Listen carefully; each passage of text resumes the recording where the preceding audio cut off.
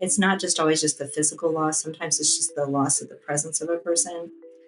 Because, for a season during the holidays, my son was in the military, and we didn't always have every holiday together. It just depended what was happening. He couldn't always come home.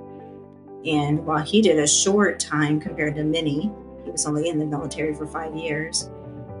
But yeah, those 5 years did change the flow. And then we've had other family members that have been in the military and that are my nephews, and just different reasons, just different things that have taken them out. So because every year we do a family photo with my extended families together, and just looking at the different years of the family photos of who's there, who's not there, who's missing, how the family has grown.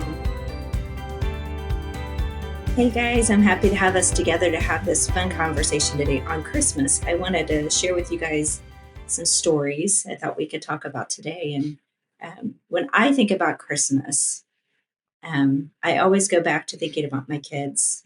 As now that my kids are in their adult ages, I think back on when they were little and all the things we used to do together. I was one of the moms who would stay up late and do all the fun Santa stuff, and I would write the Christmas letter, and we'd do the Christmas cookies, and I even it was one of my favorite things to do with the kids. But I would make like fake Santa footprints throughout the house. So I got a pair of my one of my boots, and I think it drove my husband crazy because he'd be like, "Can we go to bed yet?" I'd be like, "No, the footprints are not complete." And so I'd get like this like baking soda, and I'd dip a boot in, and I'd walk around the house, but it had to look like partially melted footprint too. I couldn't just have a full footprint. So they were kind of, wow. And I track them to their bedroom, and then I go to different places throughout the house. And, I don't know, I really enjoyed that kind of the mystery and the fun of Christmas, and the way watching the kids wake up the next morning and just their excitement. And of course, that only lasted for a few years. We didn't do that into their teens because that would have been ridiculous. But yeah, I don't know. It's just always trying to make the holidays special. Christmas, I love the season. I love just the holiday itself, the joy that it brings, and of course, what it represents about the birth of our Savior, birth of Jesus. Those are so many things to celebrate, and so much joy that comes up. So when you guys think of holidays, what's kind of the big thing that makes you think about during that time of year? I also think about my kids.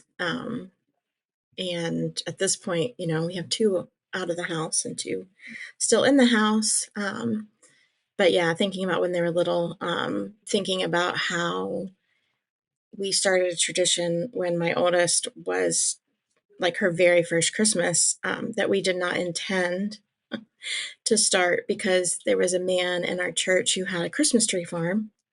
And he invited us out. He said, "Come on out and you can pick any tree you want and I'll just give it to you for Christmas." And that wasn't something that I grew up doing. My husband didn't grow up doing, but we did that. And then after that, we ended up going, moving. And we went to another church, and there was somebody in that church that had a Christmas tree farm. Oh, And fun. so, once you do it a couple times, it's like, all right, this is what we do now. And so now, ever since then, so ever since 2001, we've gone out and to a tree farm as a family and chosen our tree. And Chris cuts down the tree. Like it's not just go pick it, but like you go and you hunt for the tree, and then you take the saw, and Yeah. so it's a lot of fun. And especially in the last few years, my kids have taken to naming the tree. And so they come up with some really fun names for the tree. And sometimes it's been, especially when they're younger and they're, like competitive, right? Like, I'm going to find the tree this year, and I get to pick the tree, and I get to name the tree, and, all that kind of stuff. But yeah, so that continues. And I was thinking the other day just about that transition as they're getting older, that we have, we currently have our Christmas tree, and then we have two more Christmases before our youngest will graduate high school. So then the thought was crossing my mind, like, what will we do after that? Will we buy an artificial one? Will that chapter close? because it's always been so much fun to do that with the kids. Yeah.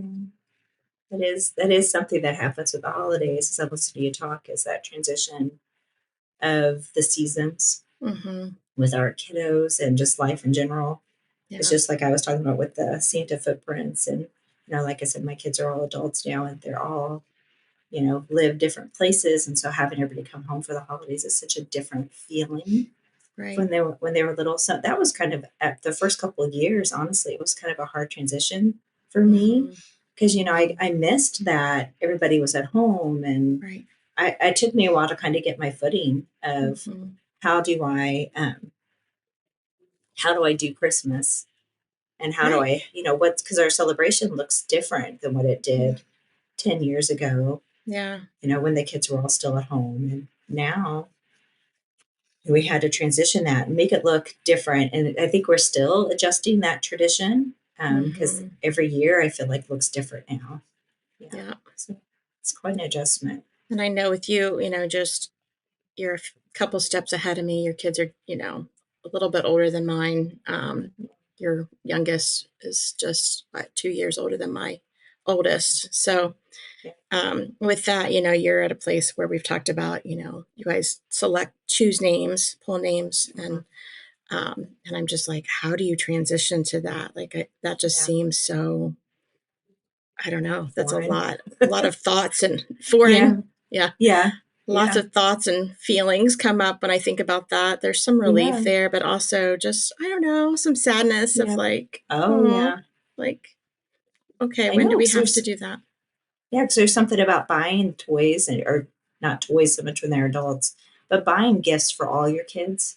Yeah. And I still have a hard time with that. My husband will tell you not buying things for everybody, but um, so it's still that transition of this is what's the new normal. Yeah. Of we all put a name in, everybody picks one, and we put a dollar limit in. So it's kind of fun to think about that we get to really focus on one person a year, how we're going to spoil them Yeah. instead of it being everybody. And it does take a financial burden off of the family, so to Yeah. speak, not buying so much. Yeah. Um, But yeah, it's been interesting watching the changes over the seasons, and it's been good. But definitely Sure. things have changed as life has continued to move forward. But Taylor, you're in the early years of what we're all talking about. So you're the age of our kids, I and am. so because of that, you're on the opposite side of what we're talking about. So Yeah. what are some of the things that come up as you're listening to us talk? Well, so something I was thinking as you talk is that um, that change in how Christmas is done. I feel like I've never had like a super consistent way that my family Mhm. does Christmas.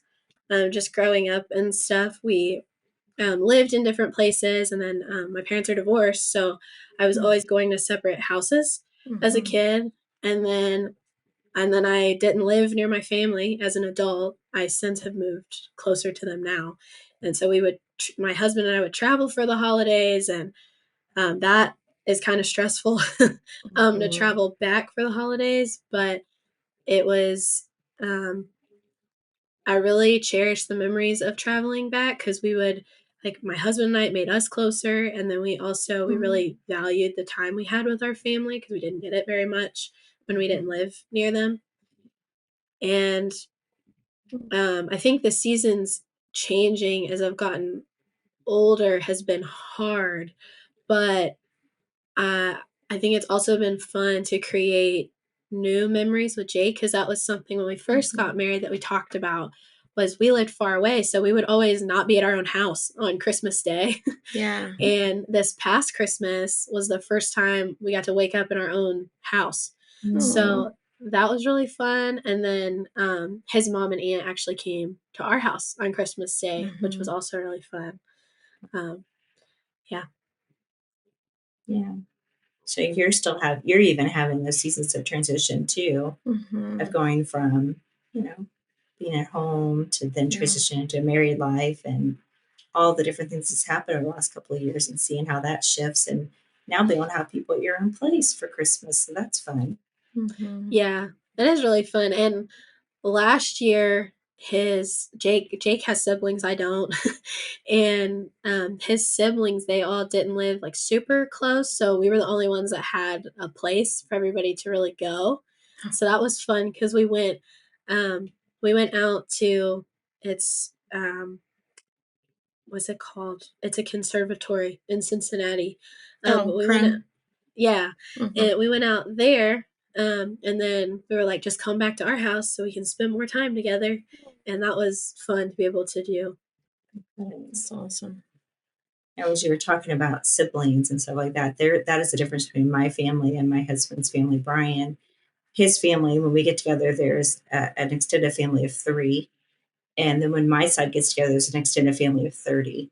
So Hmm. it's a huge difference between the two Right. families. And then I'm the host usually at Christmas time for all the family get togethers for both sides of the family. And so there's a lot of there's a lot of things happening, a lot of and I enjoy being the host. I enjoy having people over, Hmm. but there's a lot of people coming and going, and but Yeah, it is kind of interesting to look at the two family sides and just see how they um, of how they're just so different and how they interact differently, and just the sheer definitely. numbers of people.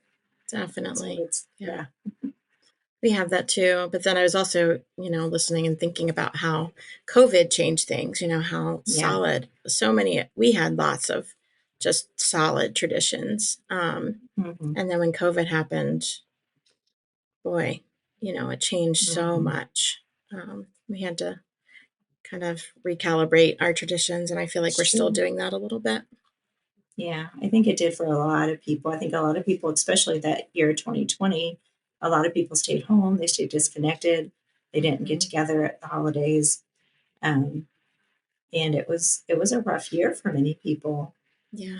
I think because of 2020 was so hard for many, and maybe some people they lost during that season Right. of 2020. Maybe the holidays hold a little bit of more of a negative or a difficult Hmm. time for them. And so we do want, I think that's something that we did want to acknowledge today when we were talking. It's just that idea of that Christmas, while we're talking about fun and good memories, Hmm. it doesn't always bring up the best memories for everybody, because sometimes it is a challenge. It does invoke some hard things for many people. Yeah. But I think that sometimes we can have, just because it's hard doesn't mean there's not good there too. So we can have the Right. hard and the good together, and it can feel confusing sometimes. Like I'm enjoying the day, but I'm also sad, Right. and but it's good for us to acknowledge that space. Yeah, I had an experience with that this weekend because, well, I love Christmas. So I'm a Christmas baby for one. So my birthday is 4 days before Christmas. Um, and, anybody who's born in December, especially close to Christmas, I'm sure there are lots of things we could relate with, that maybe aren't always good, but I've always just loved it. And so I always tell people, I celebrate all month, because Jesus and I, we share birthday month, so we're just going to Yeah, celebrate together. So that's I right. love Christmas, and so we were listening to Christmas music just as we were doing things around the house, and a song came on that my grandparents used to sing together, and my papa passed. This will be our second Christmas without him. And the song, it's you guys probably don't even know it. It's like bluegrass, "Beautiful Star of Bethlehem." And I was in the other room, and I came in the room with my husband. I'm like, you have to turn that off right now. You have to change the song. He's like, I thought you liked the song, and I was like, I do like the song, but I can't because it just Yeah, hit me. It hit me so yeah, hard. mhm, Yeah. So, but like you said, just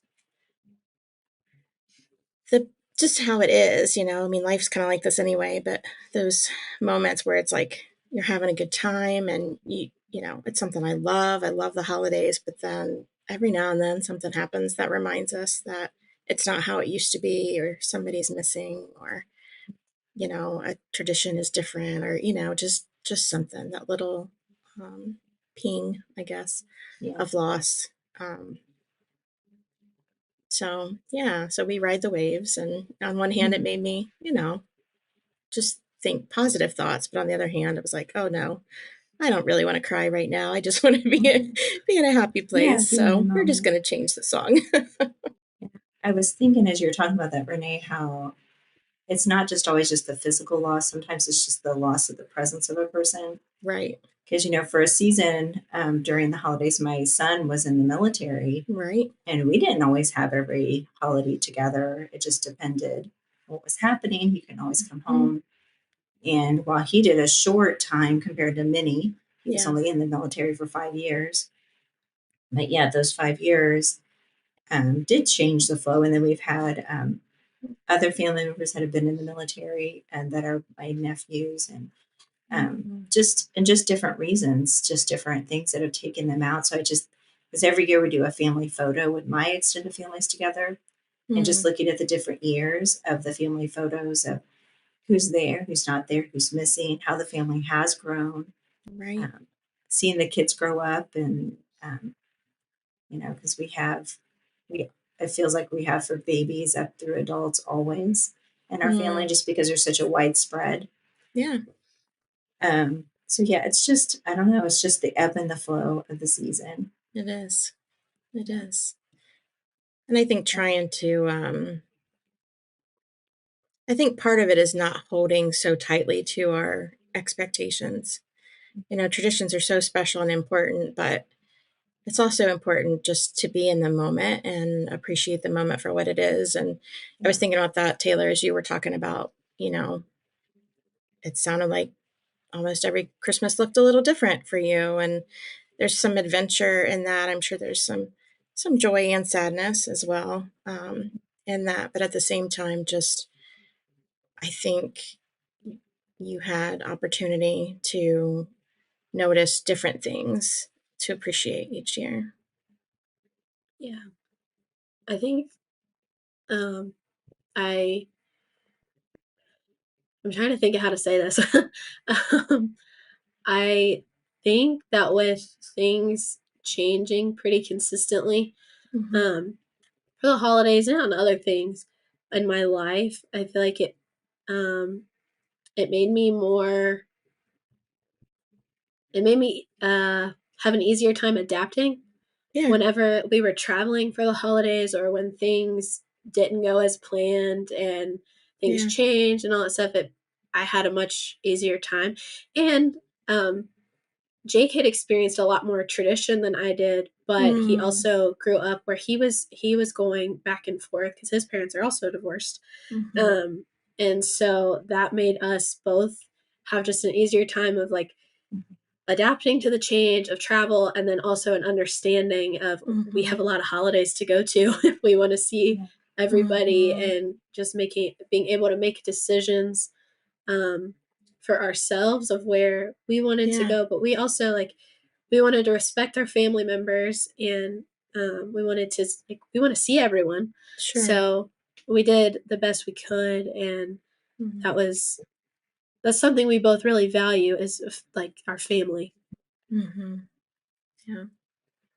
Yeah, you just took me back though to, those early stages of marriage, and it's like, no, you do Christmas this way. No, you do Yeah. Christmas this way. Like you're Yeah. not doing it right. Um, Mhm. and how you guys, I'm sure, went through that, but found your way because you had things in common too. Both of you having divorced parents that you could relate to and kind of find your own way. Yeah. It's And not as I easy. was oh, I'm sorry, Renee. No, sorry. I was gonna say, as both of you were talking a minute ago, I was kind of thinking about how sometimes, especially during the holidays, I think we can almost paint a picture of what we want the holidays to look like. So we have like kind of this idyllic picture. This Mm-hmm. is what Christmas should look like. This is what it should be. Mm-hmm. And we get frustrated because we don't get the Hallmark picture, or the Mm-hmm. for those of us who are older, the Norman Rockwell picture. We don't get. I know, right? Who's that? I know. You're not old enough, right, Renee? We'll send you pictures later, Taylor. um, but regardless of whichever one, there's kind of that picture perfect right moment, and we're looking for that. I think often at the Yeah. holidays, we want everything to look or Instagram perfect. Today's we Yes. want it Instagrammable, right? We want to be able to have that Yes. picture of what looks perfection.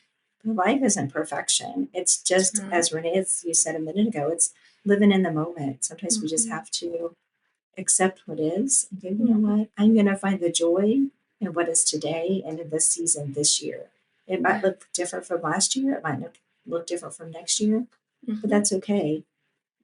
Yeah. And it's just enjoy it and ride the waves, as you put it. Mhm.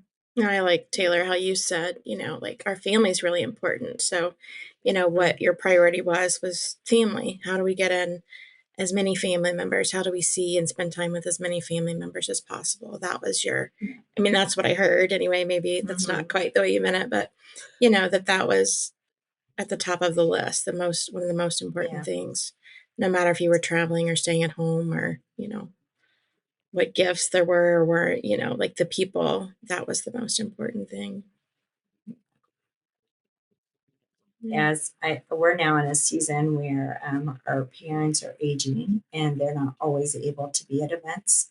mm, And that's a new challenge that we're trying to figure out how to navigate through as a family, as with some of my siblings, and so how do we continue to engage with our family that can't travel for various mhm, reasons anymore, or have mm, physical limitations, because we still want to include them. And so that's um, just a new season that we're entering. And I think again, it kind of goes back to how do we embrace the change mhm, as well as stay, and find the joy in the season. And sometimes that mm. can be a challenge. Yeah,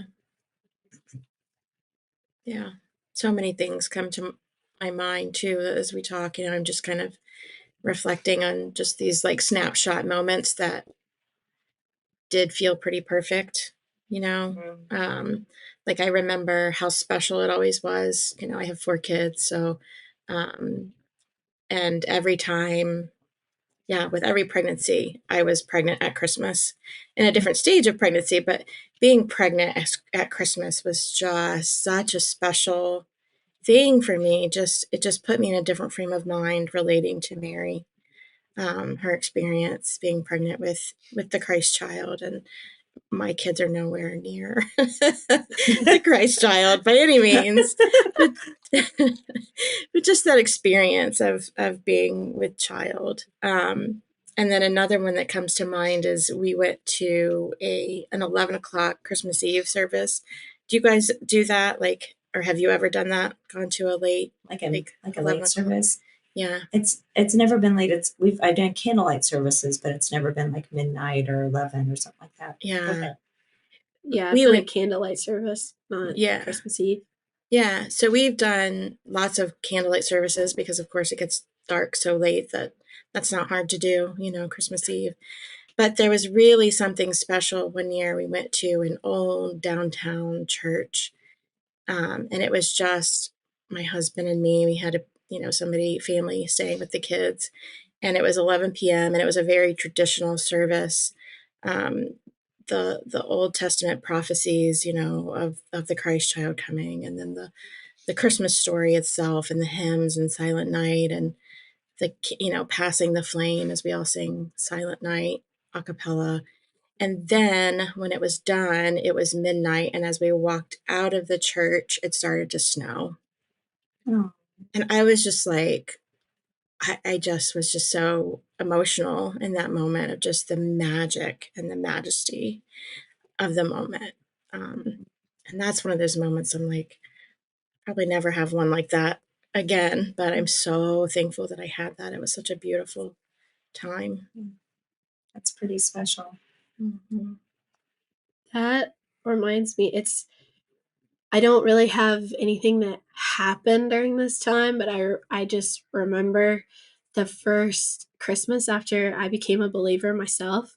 I Oh, wow. was I had I like my birthday's in November, and so I just turned 16. I became a believer earlier that year, Mhm. and I remember like just being in awe at the reason that like for Christmas that Jesus Yeah. was born, and like fully understanding like no, he came like as a baby, and it didn't click until I became a believer. And that Right. Christmas I just remember it being so special because I Mhm. completely understood why he was born that way and why he had to be in a manger and why he, I Right. understood the entire Christmas story in a completely new light.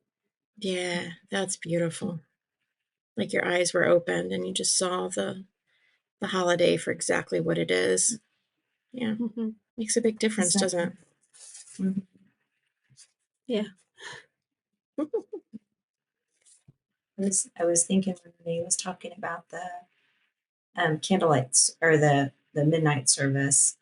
Is as a kid, I never experienced a candlelight service, and so I didn't do that till my kids were older, like Mhm. 10, 11. And was the first time I think we experienced it. And man, I just thought it was the neatest thing. Yeah. I was sat in awe. I just loved it. It was just like this,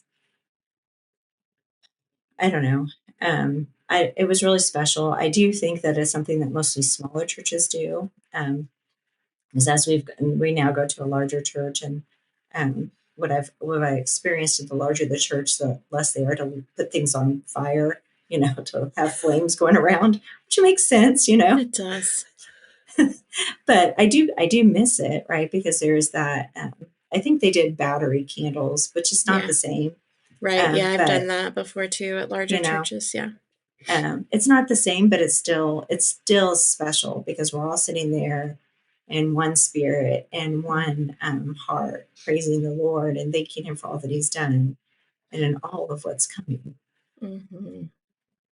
The peace, that's what strikes me in that moment as you're talking, and I'm kind of going back in that space in my heart, my mind, and thinking like the stillness, that silent night, a cappella, the handheld candles, and just the unity and the peace, and just being mindful of Prince of Peace, right?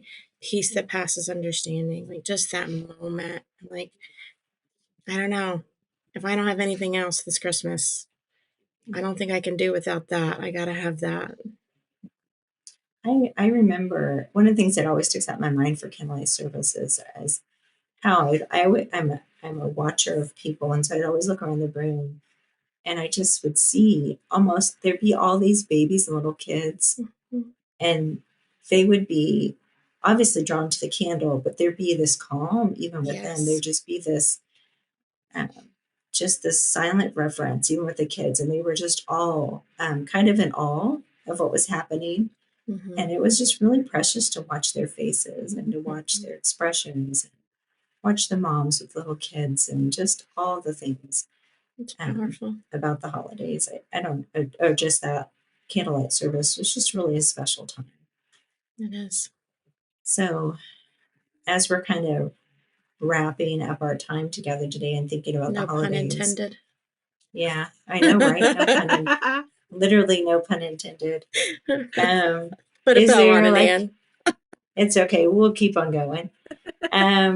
Is there like I don't know, a thought, a story, a wish, a hope, anything that you want to end with today that you want to share with maybe our listeners as they're hopefully sitting at home listening to our podcast over the Christmas season?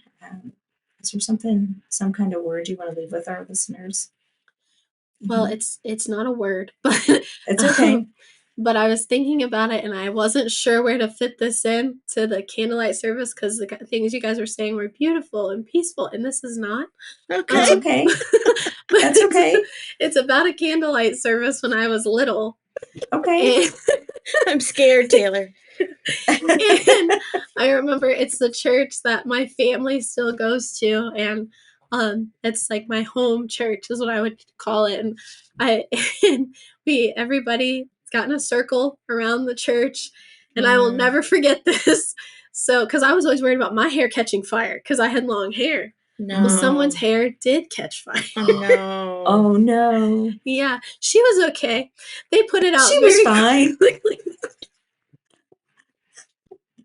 But her hair, I just remember everybody was standing in the room and we were all just waiting to walk outside with our candles.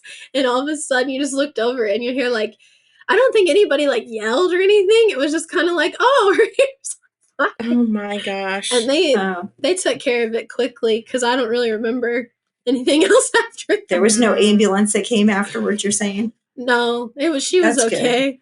That's good. Yeah. That is quite the memory, though. Quite Yeah. a story to remember. Yeah. So the moral of that story is be careful with fire even at Christmas. There you go. That's right. Pull your hair back if you're doing a candlelight. Yes. Is another thing that you want to learn. Ponytails. That's good. If you have long hair. Maybe you should give up ponytail holders with the candles. I don't know. Right? Maybe. Goodness. But that's a good story. Yeah. I mean, I'm trying to think of it. People listening, I mean, that they would have joy and hope and peace. But also in the hard moments, in the scary moments, like your hair catching on fire, or missing somebody, you know, just that they would take a pause and just, you know, remember, you know, life isn't perfect, but it's such a gift. Life itself is a gift. And give themselves opportunity to be in that moment too, but then just have that spirit of joy and peace and hope. Okay, I'm kind of thinking about a word that keeps resonating with me today is just being okay with just slowing down a little bit. And that being still, that we're told to do often, that we don't do well as a culture. Our holidays, especially the Christmas season, tends to be a season of busyness and a season of how much more can I cram in? How many more things can I do? How many more activities can I do to make memories? But maybe the thing I would encourage you with is to find some time just to be still, even if it's for a few hours, just to be still. Just maybe read or meditate on some scripture just to be in his presence. Because we get so busy, and that busyness can affect us in a negative way if we're not cautious to manage and to maintain the gift that we have been given, which is life. Yeah, we can just spend it really fast, but we also have to manage it. So that would be my word of encouragement, hopefully, to everybody, is just to be still. Yeah. So, do you want to? We'll circle back to you, Taylor. I don't want to put you on the spot, but did you have anything you want to end on, and as far as a point of encouragement for everybody listening? I guess I just really hope that people listening, because I know this was really special for me, that's why I talked about it, but if they don't understand like why Christmas is Christmas, why we celebrate Christmas, that they would go and seek that out, that they would go to a church, they would ask their friends, that they would talk about it, because I want everybody to understand that Jesus was born for a reason. He came and walked this earth for us, and I want people listening to know that. Yeah. Amen. That's really good.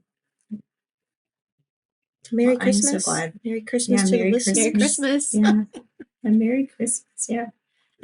Oh, I'm so glad we got to have this conversation and just talk about Christmas. Is something I think it's good for us to take a pause, and good for us to reflect on all that God has done and all that He is, and just for us to celebrate Christmas for what Christmas is, like Taylor was saying, because we can get so wrapped up in, again, no pun intended, in the presents, and get so focused on the activities and the things that we forget that it's not about all of that.